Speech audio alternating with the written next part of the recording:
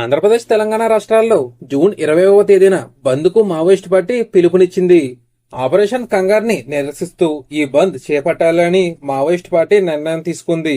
మే 21వ తేదీన Maoist party కేంద్ర కమిటీ కార్యదర్శి నంబల కేశారావు ఎన్కౌంటర్ని నిరసిస్తూ ఈ బంద్ చేపట్టాలని మావోయిస్టులు భావిస్తున్నారు. తెలుగు రాష్ట్రాలకు చెందిన మావోయిస్టులను పోలీసులు ఎన్కౌంటర్లో కోల్పోయామని, ఈ మేరకు మావోయిస్ట్ పార్టీ అధికార ప్రతినిధి ఇవాళ లేఖ విడుదల చేశారు.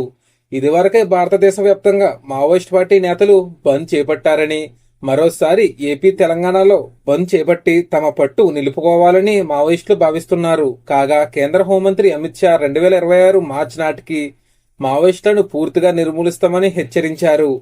ఇందులో భాగంగానే ఆపరేషన్ కంగారు ద్వారా మావోయిస్టులపై చర్యలు చేపట్టారు. పోలీసులు, భద్రతా బలగాలు ఎక్కడికక్కడ మావోయిస్టులను అడ్డుకుంటున్నారు. ఈ ఎన్కౌంటర్లో పలువురు మావోయిస్టు అగ్రనేతలు మృతి చెందారు. కీలక నేతలను కోల్పోవడంలో మావోయిస్ట్ పార్టీ క్రమంగా పట్టు కోల్పోతోంది. ఇందులో భాగంగానే జూన్ 20వ తేదీన బంద్కు మావోయిస్ట్ పార్టీ పిలుపునిచ్చింది. అయితే కేంద్ర ప్రభుత్వం మావోయిస్టులతో శాంతి చర్చలు జరపాలని అధికారుల దగ్గర నుండి ప్రజల వరకు అందరూ కోరుకుంటున్నారు.